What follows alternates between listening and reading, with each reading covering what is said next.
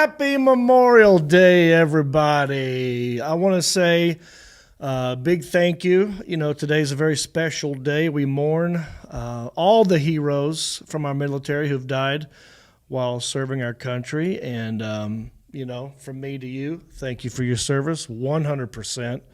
So me and Heffron, this is not a live episode, just FYI. We're off with our family and our friends doing Memorial Day things. Perhaps I'm by the pool.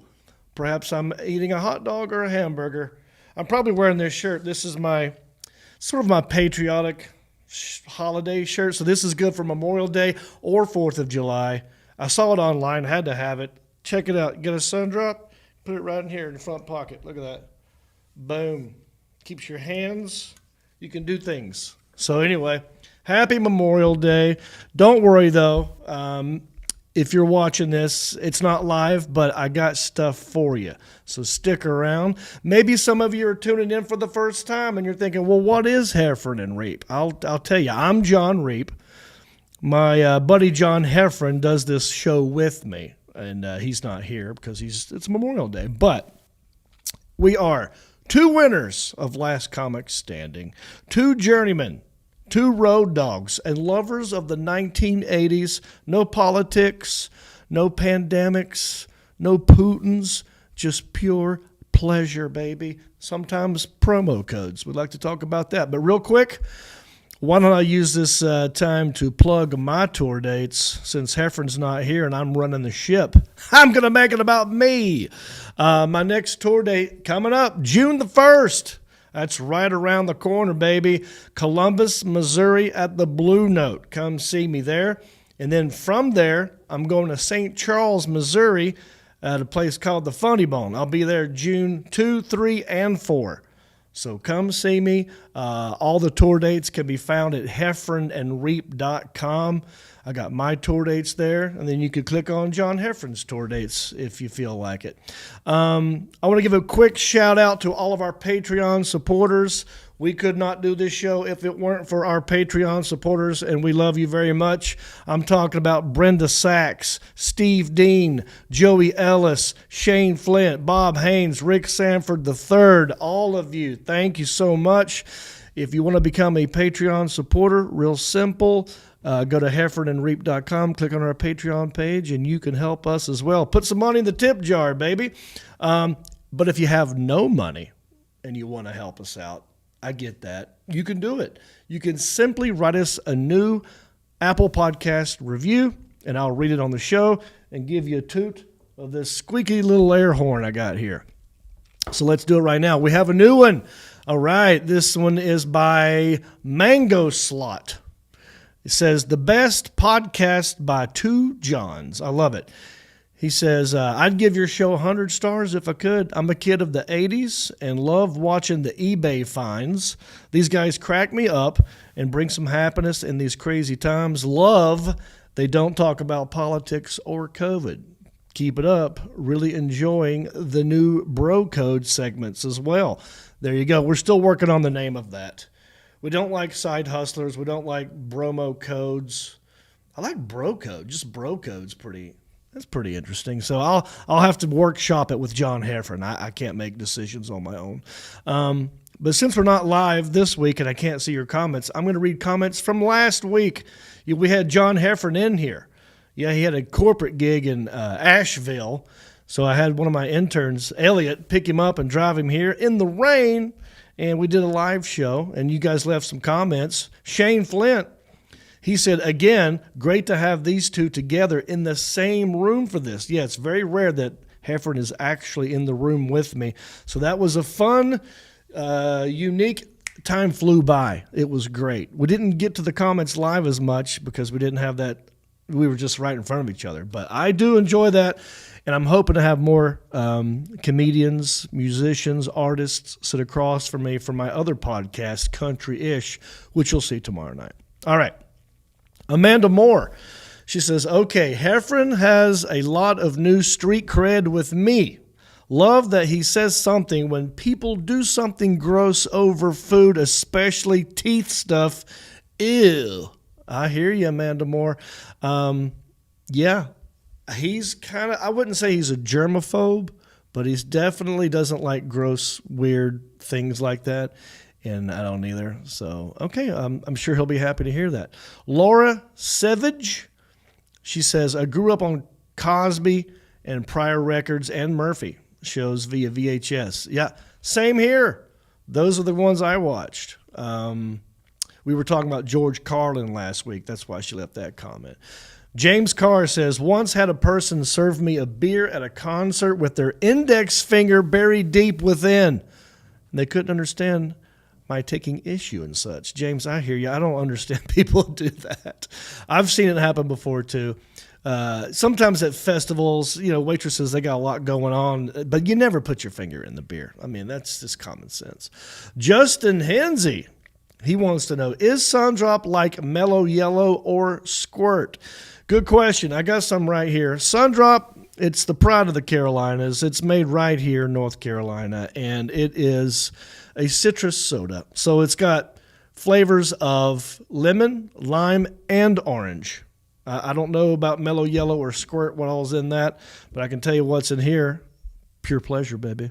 Get yourself some Sundrop. Enter the contest, too. Make it to sundrop.com.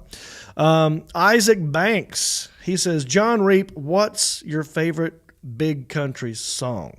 Well, I don't know what you mean by big country song. That's hard. It's hard to pick one. There's so many good ones. It was all I could do to keep from crying. That song, perfect country and western song, hard to beat. But I also love He Stopped Loving Her Today. That's one of my favorites. So I hope that answers your question, Isaac Banks, and thanks for the comment. Here we go. Here's one by Sean. I'm going to butcher this last name, and I apologize in advance, but let me give it the old college try. Here we go. Sean, O'Keelachine.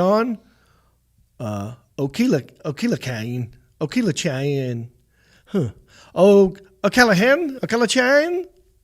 I'm sorry. But here's what you said. We would love you in Ireland. Both of yous guys. Love you both. So funny. Thank you, buddy. Appreciate it. And I would love to come to Ireland. That is on my bucket list. I've never been, but I'm hoping to one of these days. I feel like, you guys remember when Dave Chappelle a while back freaked out, like he just lost his mind and went to Africa to collect his thoughts? I feel like if I do that, I go to Ireland. I feel like those are my people. I mean, look at me. I look like a damn leprechaun. You know what I mean? But let's get to the show. We got a lot to do. We got great segments coming up. Some of my favorite guests. I think some of you guys might be joining this new for the first time. Maybe you haven't seen some old shows, but I want you to check this segment out. We had John Schneider from the Dukes of Hazzard in here. Well, not in here, but he was on the show. And I was in one of his movies called Poker Run, and he zoomed in, and me and John Heffron had questions for John Schneider. Check out this clip with the very famous Bo Duke, John Schneider. So, Mr. Schneider, where are you zooming in from today? Are you in Louisiana? I'm in the studio. I'm in Louisiana. Okay. Now, I know you guys where you were not long ago, being hysterically funny. Have you seen it? I sure did. Yes, I laughed out loud several times. Good. Yes. Good. I want to say one of my favorite laughs. It wasn't a scene with me. It was a scene where Michael Sullivan and Dane Rhodes were playing Tiny and Tim Needham when they were trying to get into the car. And randomly he said, all right, turtle mode. And like, yeah. Yeah. I laughed when we filmed that. You were there when we filmed that. I didn't know he was going to do that either. I wondered, what the hell? What is Let's Turtle It? Oh, my God. Because Michael Sullivan gives the appearance of someone that's far more fragile than being able to do that particular move. Yeah. And Dane is strong as an ox, but you wouldn't know that when you look at him. You'd think, okay. So, folks, what John is talking about is Dane turns around and then grabs Michael's arms like this, so they're back to back, and then pulls him and then shoves his feet in the window of Rupert P. Justice's car. And that was awesome. I mean, I loved too that it wasn't just a quick thing. It was a wide shot, and you stayed on him the whole time. And then, like, he finally got in there, and his hat was off, and you could see he was out of breath because that's to get your feet, like, you're basically doing a plank the whole time getting into the window. Yep, and there's a door lock involved, which no telling where that went. So it was, right. It was so fun to see and so funny when I cut that together. Those guys are great. I wonder how long. Nobody has said to me yet. I don't think anybody realizes that Timmy Needham and the sheriff are the same guy. Really? Wow. Well, then, done. We didn't try to hide it, but I think Dane is that good. Well, he is playing. I mean, you could tell he's doing it differently, obviously. But that first scene where he comes out and he puts the apple box down and stands on it, and you're like, you're something's different. Yeah. And so that right away explained the whole thing. Yeah. Titus couldn't get out of his gig in New York. He called me this morning. Just go with it, right? Yeah. Okay. That was the only bummer for me. I was kind of hoping to meet Titus when I was down there for the day and a half. Well, he said he'll do that. He'll that was the first week of his brand new contract with the Gutfeld show. Okay. So they were in the mode of we want you here. We want to make sure that you're here. So they made him be in New York a couple of days ahead of time just for their own comfort, because with this whole nonsense going on, nobody knows nothing. So so he couldn't be there, but he said, please let me come and be in the next one. So I'm thinking we're going to have Titus and Dane in the next one. Okay. Arguing about who gets to do what scene. Yeah, right. Well, it was a great experience, man. I was happy I was able to do it. I made Jon Heffron jealous because he's like, I want to be in one of those movies. So yeah, I'm always pitching Reep buddy comedy movies because we're 50-year-old comedians. We've done super well on the road, but you reach an age where no one's really looking for a 50-year-old for anything. So I told Reep, I'm like, I got some buddy comedy things that we're gonna do. We're gonna shoot them guerrilla-y. And that's what impressed me most about this thing. So when Jon said he was gonna do Poker Run, I remember we're obviously doing the podcast. He's like, I gotta go down to, I believe, Louisiana to shoot some things. And then I started following you just on Facebook. Because I think you posted something about Jon, and I go, he's one of the funniest, and then you do that type of thing. But then I saw how fast things move. So you banged out that movie, and I'm saying that in a good way, fast enough for me to think, Jon Reep, we could do what I want to do. I'm not as intimidated about it as I was, because this movie from start to finish, Poker Run, is done, right? And it seems like you went away and shot it like a couple months ago. Well, we did principal photography in something silly like 11 or 12 days. Wow. But then me and my camera and my, occasionally I'd go out and we race dirt tracks. So I'd go shoot some parts of the dirt track race. Right. I'd go shoot some things. So I would say 80% of the movie took 12 days and the rest of it took a couple of months just because I had them. So I also edit the movie. So I would cut the scenes together and go, this is great, but if I had this, it'd be better. So I just go out and shoot it.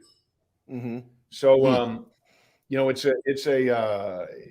a really good thing to be the writer editor, right? And I'm not the cinematographer, but I can go out and shoot things as needed. So it's actually one of the things that happened because of all the lockdowns and all the nonsense in 2020. We made the predecessor to this movie. We made Stand on It, and we had a 15-20 day schedule, and all of a sudden everything shut down. So all of a sudden, whatever I shot in 3 days, I had to make as much of a movie out of that as I could, and then get the rest, like you say, in a guerrilla fashion, just kind of on the sly. Right. Good thing about these movies is that the person that has the most screen time other than the car is me. So I can go and I know where I am at all times. Well, almost all times. Right. And so I can go out and shoot stuff with me. and fill in the gaps. So it was a great process. We are doing another one. It's called Double or Nothing. And this time there's going to be $5 million on the line, and we'll build, if you're available, both Johns, we'll have you both in. But, All right. Your character would come back like off duty or something. And so it's my favorite line in the movie is when you turn to Dion and say, "Oh, I love you on Fox," by the way. Yeah. And he's like, "Oh, thank you." There were a lot of fun little inside sort of jokes, a little wink at the cameras in this film, which I loved. And Dion was great. And the guy, Dane Rhodes, when he was good. You could tell this guy's a good actor. Amazing. Yeah. To me, Dane, you should see him he's in a lot of movies. And he's one of those guys that you don't realize it's him because he's so different. Yeah. Every time you see him. And I don't mean just a lot of our movies. He's in a lot of movies in general. And to me, Dane is the same caliber as Russell Crowe. He's that when he wants to be he was in your face there. It was comic, but still, it was like frighteningly. Yeah. funny. I've told him, I said, listen, we're trying to move quick. I said, don't hesitate. Get right in my face. You will not make me mad. And he's like, copy that. And then I think it was, he was all up in there. I was covered in Dane's spit. And I was like, all right, it's lunchtime. Oh my God. It was fun. Yeah, he was great. So with that, I have so many, because I follow you, Jon, on Facebook now, I have so many random questions. So, and that's the thing about me is we bounce all over the place. Okay, go for it. He's got ADD big time. Yeah, out of all your side hustles, I follow, and I didn't get involved with it, but some of your fans actually got me mad when I would watch a video of you, literally say, we have Stand on it, we have Poker Run DVDs coming out. If you don't sign them, if you don't order it now, you're not going to get the signature. We're going to get backed up before Christmas. So today's the day. You have to sign them if you want to. And you give a nice little speech and you walk around your place. Then I would look at the comments, and the very, very next comics underneath was, I ordered Stand on it yesterday and I didn't get it yet. And it's not signed. And I would get so mad. I would obviously wouldn't post anything. I always wanted to go. But yeah, Jon, I went through so many hoops to explain to people, this is a pre-order. Yeah. The movie will not come out until Orange Friday, which in my world is the Friday after Thanksgiving, in honor of the General Lee, right? And all things orange. We're going to start Orange History Month. I mean, all that stuff. And people would say, I ordered mine yesterday and I didn't get it, or I ordered it last week and I didn't get it. I said, I'm not finished with it yet. Yeah. I wanted to jump on and defend you, but I didn't. But I did. Well, next time, come on. Yeah, step up, Heffron. Yeah. All right, Jon Schneider, everybody. Huh? So it is Labor Day, and I'm wearing my Labor Day patriotic shirt, tank top. But you know what else? I don't know yet because this is pre-recorded. I want to see the new Top Gun movie. I've been hearing good things. I was trying to wrangle my friends, and we were going to watch the first Top Gun together, then go see the new Top Gun. I don't know. By the time this comes out, I may have already seen it, and I hope I had a good time. I hope it was great. I saw a little clip, and it looked pretty. I've been hearing good things, so we will see. I'll tell you what is great. Brad Williams. Remember that guy? He's a short fella. You know, I think they call him little people. I think that's what they want to be called these days. But he might be a little person, but he's got a big heart and a big laugh and a big career, and he's very funny. And he was on Heffron Reep talking about when he was a warm-up performer for a wrestling match. You guys see this. It's one of the craziest gigs I ever did. Were you ever an audience warm-up guy? No. No. So I took a job as an audience warm-up guy, and for those of you who don't know, every show that has a live audience, every TV show that has a live studio audience, they're not just sitting there quiet until they start taping. There's a comic who's an audience warm-up guy, and he or she is constantly talking. They're playing games. They're interviewing people. Like, their job is to keep the crowd hyped. So when they finally come back and start filming again, the crowd's already hyped and ready to go. So I got hired to do audience warm-up on a TV show that was called Hulk Hogan's Wrestling with Celebrities. And when you think, oh, so you're like, wow, wrestling with celebrities. So who was there? Was Channing Tatum there? Was like The Rock? Like, no. When they say celebrity, I mean, I'm talking Todd Bridges. I'm talking Screech.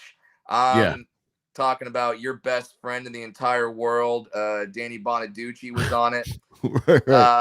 I know you're not surprised by that. But how did I miss this? Did it ever make it to air? Yeah, it did. It made it to air. It aired on country music television, of course, CMT. Yeah. And yeah, who are the other wrestlers? Dennis Rodman. We had Stallone. And when you think Stallone, you're like, oh, wow. Yeah. Sylvester? No, we had Frank. Yeah. So that was the cast. And other wrestlers of that ilk, other celebrities of that ilk. And so I was the audience warm-up guy. And I was in a wrestling ring.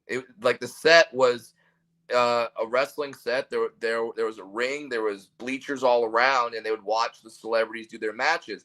But in between the matches, they'd be filming stuff, getting things ready, and that's when I would come out and do my audience warm up, which was great. I would come out and hype the match and talk wrestling and blah blah blah. And then I wanted to do this thing.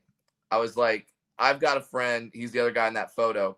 His name's Ozzy, and he was training to become a professional wrestler. And I've done like one class. I did one class. And so I did this thing where I had Ozzy in the audience, and he heckled me.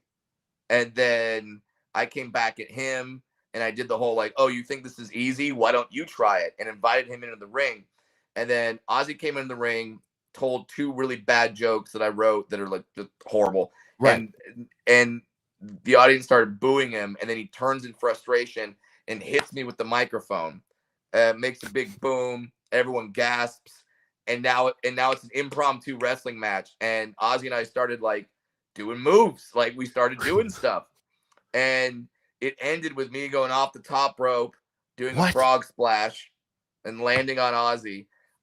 A ref who I had tipped out that we were going to do this slides into the ring, counts 1, 2, 3. The whole place explodes.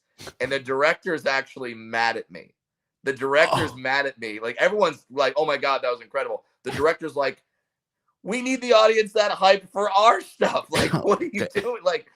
Like Dennis Rodman versus Frank Stallone is not going to get that kind of reaction. That's hilarious. So, and when the match was done and when they started and we were about to start taping again, Hogan stopped the taping and went, hold on, I gotta talk to those guys. Like, he delayed taping. He's like, I gotta talk to those guys. And so we walked up there, and like I said, I'm a huge wrestling fan, so Hulk Hogan, come on, like that's the guy.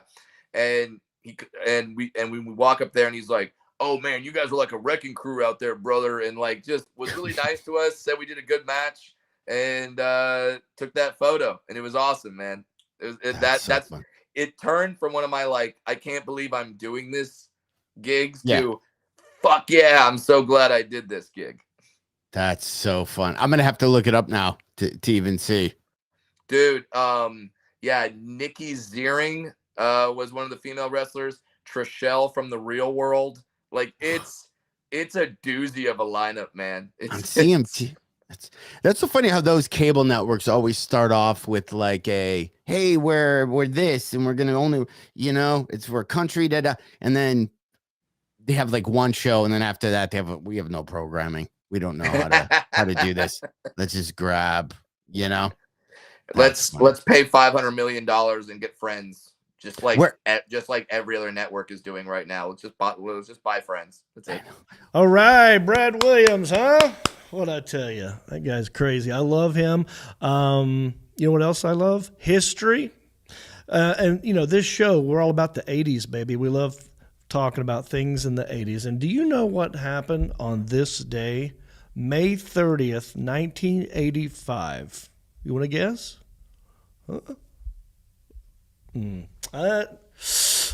No, I'll tell you what happened. Just let me tell you. The talk show Larry King Live debuted on CNN, and it became hugely popular, in part because of King's easygoing interview style and his ridiculous suspenders. I never got over those suspenders. I saw him one time at a restaurant in Beverly Hills, and it looked like the suspenders had worn into his, like it became a part of his body. Very weird. But there you go, a little piece of history for you. I'll tell you what else is history. Things I've done in the past, of course. We had Christopher Titus on the show. Big name, funny guy. And we got to talking about sometimes you got to pee in the green room and there's not a bathroom. What do? Check it out. We were talking about this right when we came on, just because I forgot to pee before the podcast. And then we somehow were high level conversation where we're talking about peeing right before you go on stage. Yes. And I told Reep that I had to leave the stage out of 30 some years. One time I had to go, bring the MC back up. I have to go. It was, I still have you. And then we're talking about what comedy clubs have gotten peed in the green room the most. Oh God, like, I heard stories. You like Punchline, because Reep brought up Punchline, the old Punchline in Atlanta, where you couldn't, fight your way through. Right. San Jose Improv. Yeah, there was a club in Boise, man, and they had basically the bathroom. Everybody used the same bathroom. It was one bathroom. It was for the audience and the comic.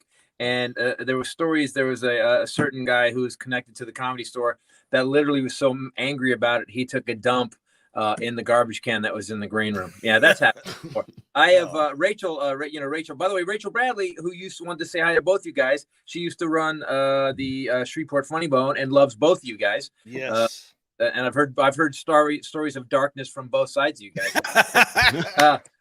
But she's got to think she's a comic now, because she was giving me jokes. We got together, she started giving me jokes, and I'm like, you know what? I'm offended that you're giving me jokes. So why don't you go tell your own damn jokes and leave me alone? And because they were really good. And so, but she actually has to pee like 6 or 7 times before she goes on stage. Like there's been times they've been the MC been introducing her, and I'm like, babe, they're introducing you right now. She's like, I'm peeing, and then she goes on stage.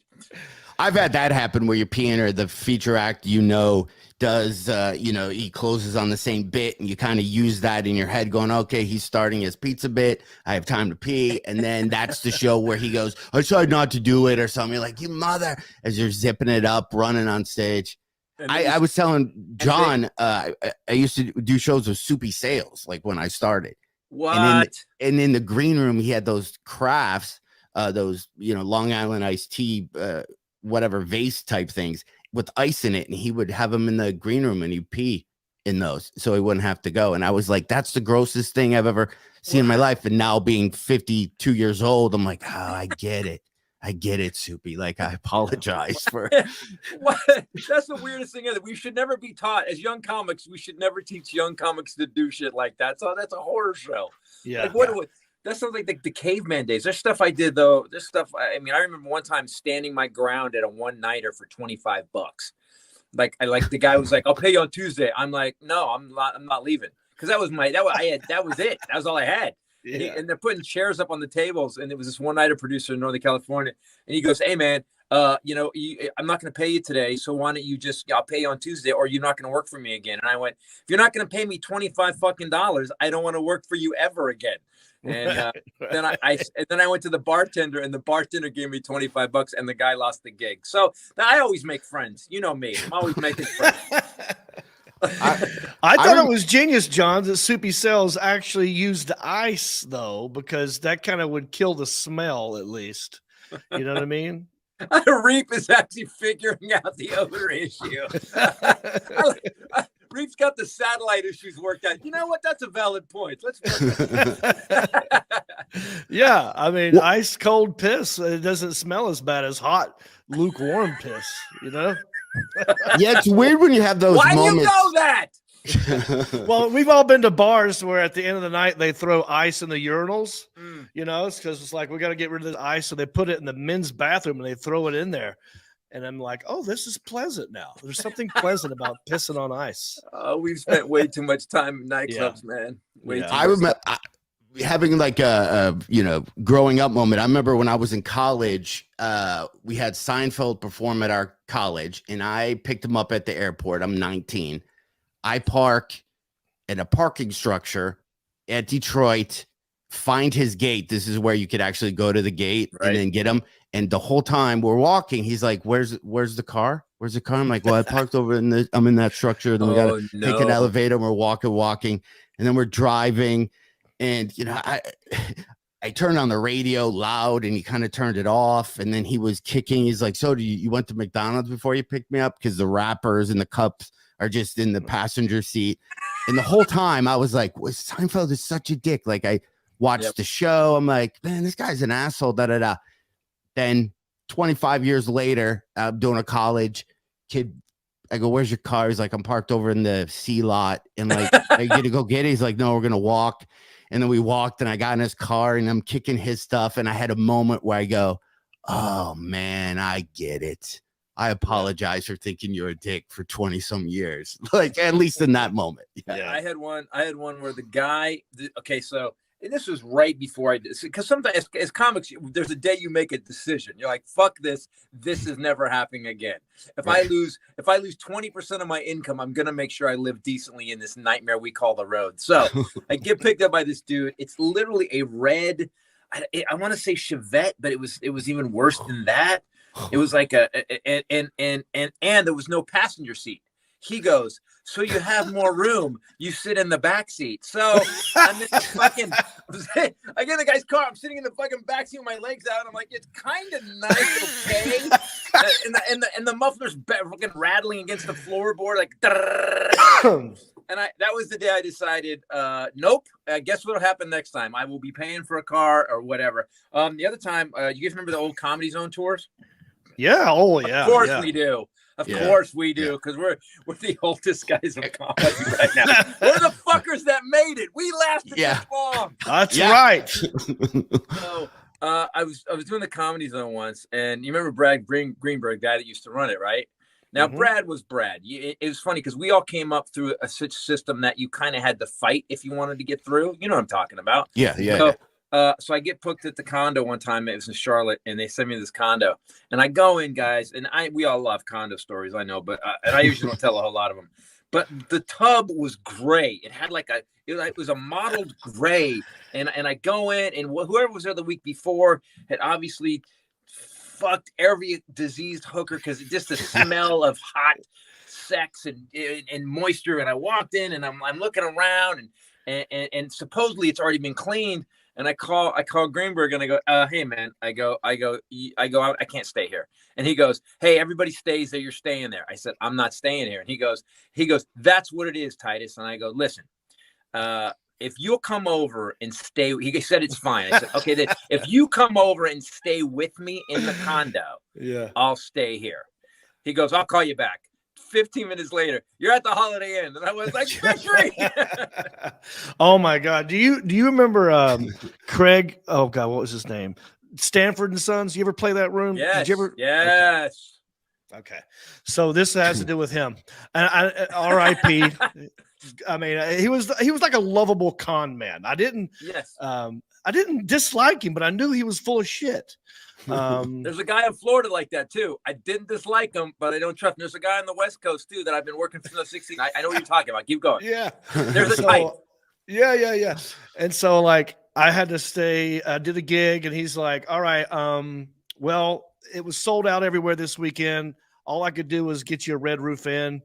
I'm like, and I was with my fiance at the time, but now my ex-wife. But I'm like, and she was kind of like, a little uppity. So I'm like, let's go at least look at the Red Roof Inn and see how bad it is. So we check in. We had a small dog with us. We walk in. 3 things happen at the same time. She goes to the bathroom. I go to sit in a recliner, and the dog runs under the bed to do something. As I sit on the recliner, the whole thing just collapses. Like the foam comes out. Right, I fall to the ground. The dog comes running out with a cockroach this big, shaking its head like this. And I hear my fiance go, "Holy shit, somebody left a turd in the toilet." Like there was a turd floating in the toilet. And I'm on the phone like, I can't stay here, buddy. And and I looked online. I got online and found a fucking hotel, which is why he didn't look for anything. He was just trying to save money. The funny thing is they always act like we're the assholes. It was funny because like people don't understand, and I hate to bitch about this, but the road is a fucked up place, man. And it's always like, all you guys do is complain. Dude, I got tuberculosis when I stayed in the fucking condo last time. I literally had spores in my lungs from a place in Green Bay. There was a club in Green Bay I worked, and they had a flood. And they told me this too. They go, "Oh, like 3 weeks ago, the whole place got flooded. But we cleaned it up, and it was green shag carpeting. And you can't clean. They didn't replace it. They just dried it out. and I went in, and like 3 weeks later, I go to the doctor, and he goes, "You got spores in your lungs. Where were you? Your lungs have mold." I said, "My lungs are moldy." He goes, "Yeah." So I had to be on like serious antibiotics for like 3 weeks. So people don't get how hard. Like, yeah, we're cute, we're funny, we get to get on stage, we're lovable, but you have no idea what the rest of our fucking day was. I'm sorry to be whining. I love my job. I love it. No, I know. Trust me. Yeah, I got scabies from a condo once in from Comedy Zone. Ex-wife. Yeah, from John. Yeah. All right, Christopher Titus, huh? All right. Again, I want to say happy Memorial Day. It's May 30th, 2022, and it's Memorial Day, but it's not the only national day. I like to talk about the weird random ones. So there's National Loomis Day. I'm not sure what that is. National Hole in My Bucket Day. Mint Julep. I do like those. A little sweet for me. National Water a Flower Day. Okay. World Multiple Sclerosis Day. Hearts are with you there if you got that. That's horrible. But it's also National Creativity Day. And you know who's very creative? My good buddy Reno Collier. And he zoomed into the show, and we talked about it happened to be National Fettuccine Alfredo Day. And we got to talking about that. Check this out. Happy Fettuccine Alfredo Day again. I don't know if we talked about that. Happy Fettuccine. And to you too. Yeah. I feel like we should start every topic with happy, Absolutely. This was in the news. Floyd Mayweather becomes the new Rob Lowe at the 2022 NFL Pro Bowl. Do you have any idea what this is referring to? Atkins? No. Adkins? No. What do you mean Adkins? Rob Lowe does Atkins? Oh, he does do Adkins, yes. He does the commercials for Atkins. He does. No, that's actually, now that you say that, that's a logical way of thinking. No. Here's what happened. And I'm going to defend Rob Lowe and Floyd Mayweather all over again. Okay. You like football, Reno Collier. I know this. You played football. Yes? Yes, high school. Yeah. Yeah. I love football. I played football. It's really the only sport I watch. And I've been to many games. I root for one team. I root for the Carolina Panthers. If you were to go to my closet, you would see mostly, in terms of a sports team, Carolina Panthers stuff. When I lived in LA, there was a minute I was doing Chargers, right? Because Phillip Rivers played for NC State and also the San Diego Chargers. Right. But it's 90% Panther stuff. Now, if I'm going to go to a game where the Panthers aren't playing, am I going to wear Panthers stuff? If I go to a Bengals versus 49ers game and you look over and you see a dude all decked out in Panthers stuff, would you not think that looks kind of weird or funny? Yeah. Yeah, that's what I think. It's bizarre. I'd be like, dude, you're at the wrong stadium.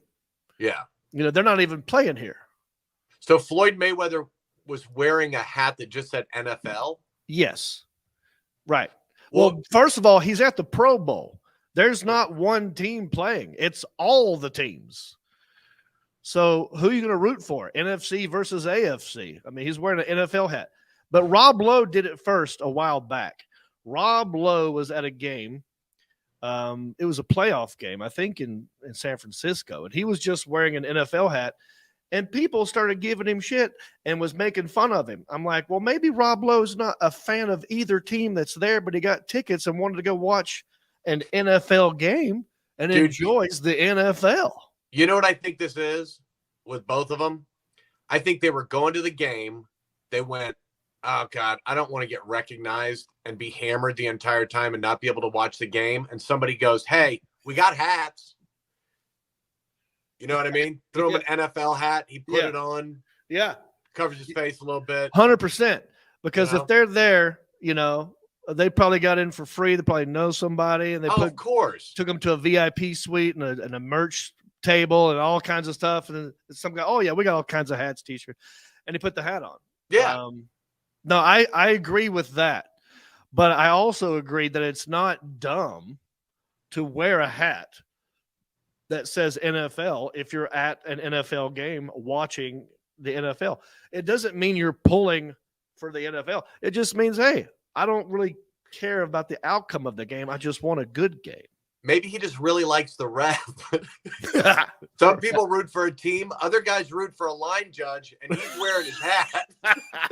Wait, hey, D. Allen Jackson, Google NFL referee uniform hat and see what pops up, because that's going to be the next move. We need to do that, Reno. Let's start wearing referee hats. They're dressing not the like shirt, because that looks like a Foot Locker uniform. But dude, if we wore the pants and the shoes, and we went and we're like cheering every time there's a penalty, we cheer for the ref. yeah. You know what? Good call. Yeah. Man, he got that one right. Yeah. Why do you guys keep cheering for penalties against both teams? Shut up. We love justice. We love rules, and we love enforcing the rules. Just turn around and head them with a flag with sand in it. Shut your mouth. And just blow a whistle in their face.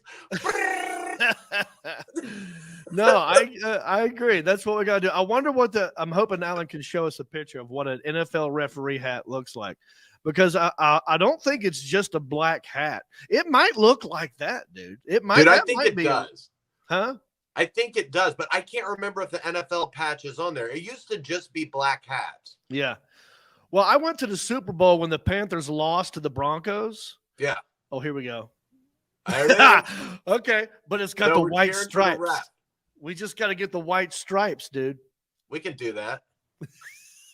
Dude, you know how much fun that would be? And then go to baseball games dressed as the ump.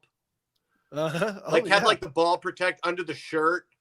And like it'd get old about the third inning, but it'd be hilarious if we're just yelling the ref's name or the umpire's name the whole game. Yeah. I love you, Bobby Nielsen. I'm a sub in. Oh, that's great. I want that hat, dude. I want the NFL hat with the white stripes. So here's why I brought it up, the whole thing up, because I have a hat that I got at the Super Bowl when the Panthers played the Broncos. It happened to be the 50th anniversary of the Super Bowl, right? And I saw a merch table. There's merch everywhere, and I saw this white hat with a gold NFL. The NFL the shield was a gold one for the golden anniversary. I thought, that's a cool hat, dude. I'm gonna get that hat because that's only 1 year. It's the 50th. That's the goldie. So I grabbed the hat. I got the hat. And then I saw Rob Lowe getting made fun of for wearing an NFL hat. And I'm like, well, wait a second. I stand with Rob Lowe. Yeah. So, and now Floyd Mayweather's getting thrown in the mix. But I'm not hating on that. Why? But don't you agree with me that it would look equally as dumb to be dressed in another team's uniform or hat or shirts if you're not at that game? And isn't it not? Aren't you being like false or sort of a liar if you just buy the hat of a team that you don't care about? I mean, you're going to wear it one time, and it's a waste of money. You know what I mean? Yeah. Floyd Mayweather he may really like to gamble. Yeah. And he does. Like, I like the whole NFL. Or, dude, like with Rob Lowe, when you have a TV show, somebody's probably going, hey, we're really trying to get the Kansas City market up. Right. And we've been hit with, so why don't you just kind of stay with this moron hat? Just all neutral. Yeah. I like when they wear the Little League umpire hats that like don't fit on their head. They're just black. Like just a black ball cap, and it doesn't ever fit right. Oh, yeah. The Bills are weird. Yeah. But people wear them like around. Like what is that? The dude from the Cowboys, who's the announcer now. Oh, Romo. yeah. Romo wears them in the Skechers commercial. He wears just that douchey like umpire hat with nothing on it. Oh, yeah. I'd say I don't really like as much because that looks like it's just for TV.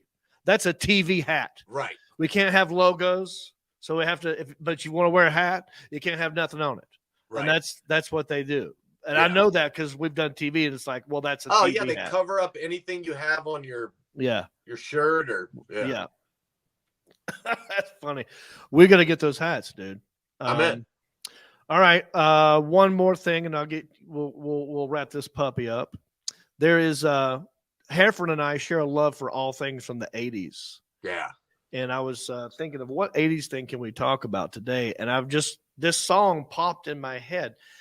And I was shocked and amazed and proud of myself for being able to remember almost every word from the commercial for Juicy Fruit gum back in like the mid 80s.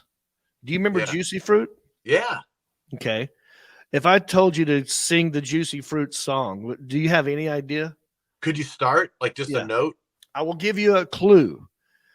For whatever reason, they liked people who skied. Skis were in it. Oh, yeah.